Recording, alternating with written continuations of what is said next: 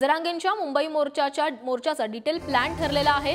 20 जानेवारीला मुंबईकडे मोर्चा काढण्यावर जरांगे मात्र ठाम आहेत। 6 मुक्कामामध्ये जरांगे मुंबईत धडक देणार आहेत। तर 26 जानेवारीला मुंबईत सर्वात मोठा मोर्चा येईल असं देखील जरांगेंनी म्हटलेलं आहे। आज सकाळी सरकारकडून बच्चू कडू यांनी जरांगेंची भेट घेतली। मात्र या भेटीनंतरही मनोज जरांगे पाटील हे 20 जानेवारीला मुंबईच्या दिशेने येण्याकडे ठाम आहेत आणि यानंतर त्यांनी आता संपूर्ण रूट देखील सांगितलेला आहे। लिहून सुरुवात करणारे सकाळी 9 वाजता आपला सकाळी 9 वाजता निघणार। आपलं दुपारचं जेवण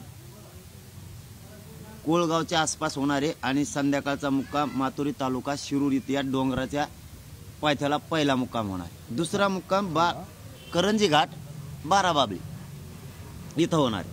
आपला तिसरा मुक्काम रांजणगावच्या अलीकड पलीकडे किंवा रांजणगाव मध्ये होणार आहे।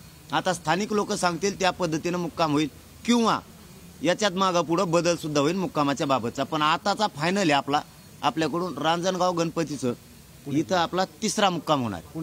चौथा मुक्काम रांजणगावतून सकाळी 8 वाजता निघणार आहेत।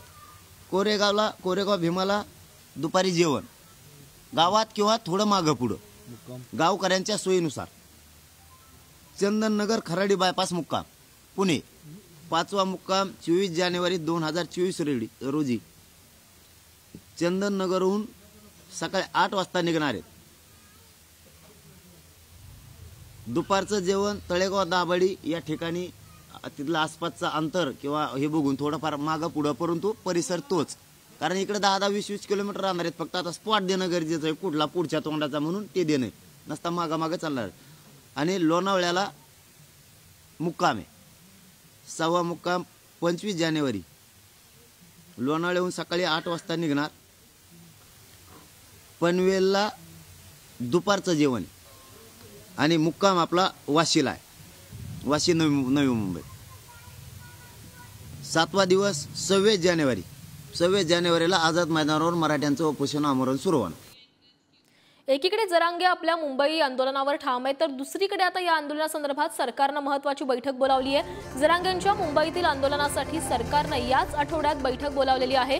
मुंबईतील नियोजन, वाहतूक, कायदा सुव्यवस्थे संदर्भात अहवाल तयार केला जाणार आहे। या आठवड्यातील कॅबिनेटमध्ये संबंधित अहवाल हा सरकारसमोर सादर केला जाणार आहे।